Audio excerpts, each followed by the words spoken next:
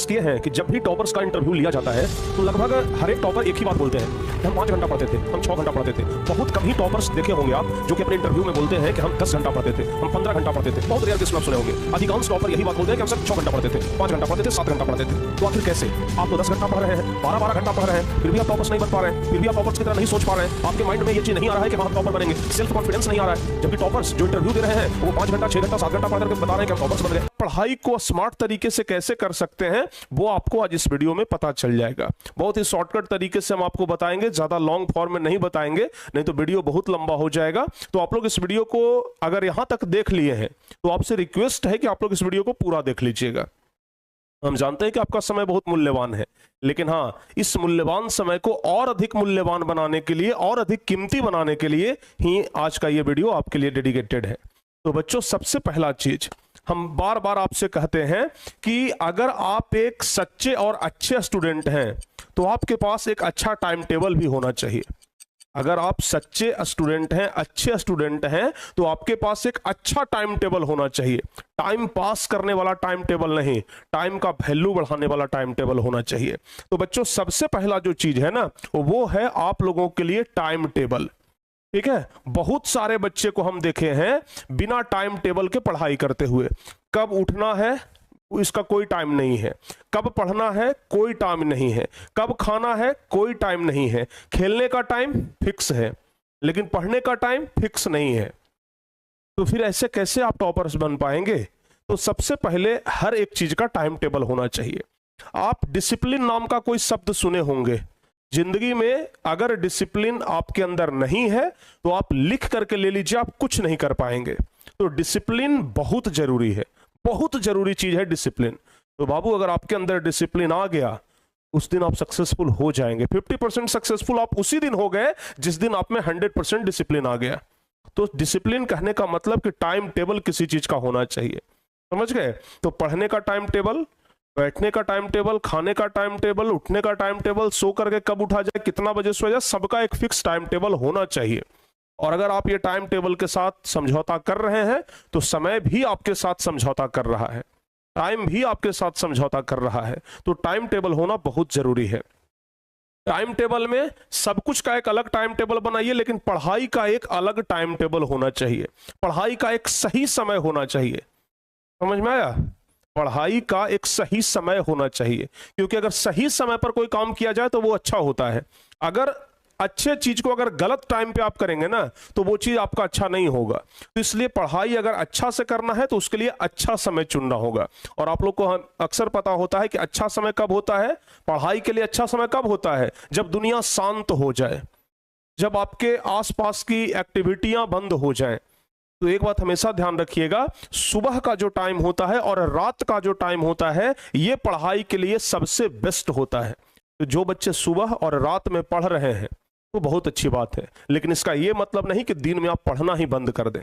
दिन में भी पढ़ना आपके लिए बहुत जरूरी है। तो एक बात आप लोग हमेशा ध्यान रखिएगा कि टाइम टेबल होना चाहिए। दूसरा चीज इसके बारे में हम आपको बता रहे हैं बाबू, दूसरा चीज वो होता है गोल। एक गोल फिक्स होना चाहिए कि आज हमें क्या पढ़ना है। बहुत सारे बच्चे क्या करते हैं, इतना सारा किताब लेकर के बैठ गए और हर एक किताब का 10-10 पन्ना उलटते जा रहे हैं। भाई, इतना सारा किताब लेकर के बैठोगे ना तो दिमाग पहले ही कंफ्यूज हो जाएगा कि बेटा इसमें से पढ़ना क्या है और छोड़ना क्या है। समझ में आया कि नहीं आया?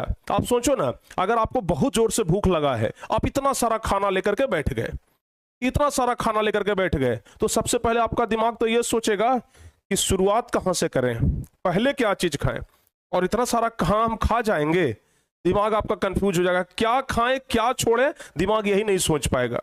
तो आपके भोजन के जैसा ही आपका पढ़ाई है। अगर इतना सारा लेकर के बैठ जाओगे ना तो दिमाग सोचेगा क्या पढ़ना है क्या छोड़ना है। आप खुद कंफ्यूज हो जाओगे कि क्या पढ़ना है क्या छोड़ना है। तो इसलिए एक गोल सेट करिए, और गोल उतना ही जितना में आपका पेट भर जाए।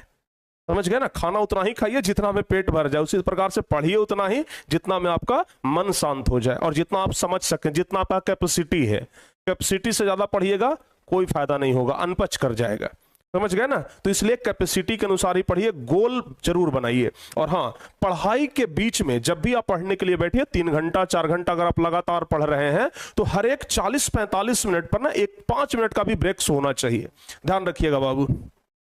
5 मिनट का भी ब्रेक होना चाहिए पढ़ाई के बीच में, क्योंकि बहुत बड़े बड़े रिसर्च ये बताए हैं कि हर एक 5 मिनट का ब्रेक होना चाहिए हर एक 45 मिनट के बाद, ठीक है ना। तो जब भी आप पढ़ने के लिए बैठिए, अगर लंबे समय के लिए बैठ रहे हैं तो कोशिश करिए कि 5 मिनट का ब्रेक ले लें। ज्यादा कुछ नहीं तो आप सॉन्ग सुन लीजिए, 45 मिनट पढ़िए, एक सॉन्ग सुन लीजिए, मोटिवेशनल सॉन्ग सुन लीजिए, एक मोटिवेशनल वीडियो देख लीजिए। और भाई टेक्नोलॉजी का सही उपयोग करिए। जिस दिन अगर आप टेक्नोलॉजी का सही उपयोग कर लिए ना, आप आदमी बन जाइएगा।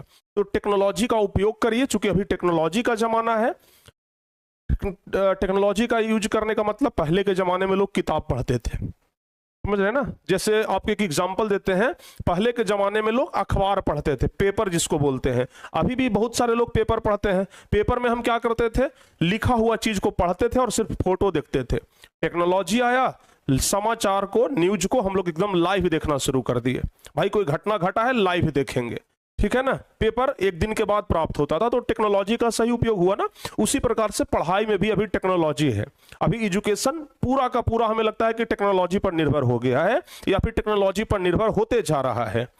तो फिर इसका टेक्नोलॉजी का उपयोग आप क्यों नहीं कर रहे हैं? आप इसका फायदा क्यों नहीं ले रहे हैं, इस बेहतरीन टेक्नोलॉजी का? तो भाई टेक्नोलॉजी का फायदा लेने का मतलब कि आप ऐप पर जाकर के ऑनलाइन टेस्ट दीजिए, ऐप पर जाकर के नोट्स से पढ़िए। सब कुछ का तो सुविधा उपलब्ध है, मॉडल सेट उपलब्ध है, सब कुछ एप्लीकेशन पे उपलब्ध है, ऑनलाइन उपलब्ध है, टारगेट बोर्ड के एप्लीकेशन पे सब कुछ उपलब्ध है। तो उसका सहारा लीजिए ना। तो टेक्नोलॉजी, ध्यान रखिएगा, बहुत बड़ी चीज है, ठीक है। तो हमेशा प्यारे बच्चों एक चीज याद रखिएगा, टेक्नोलॉजी,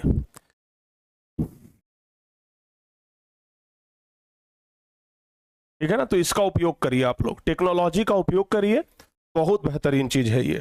उसके बाद अगर आप चाहते हैं कि पढ़ा हुआ चीज भूले ना, तो रिवीजन आपके लिए मस्ट इंपॉर्टेंट है। रिवीजन को तो कभी छोड़िए ही मत।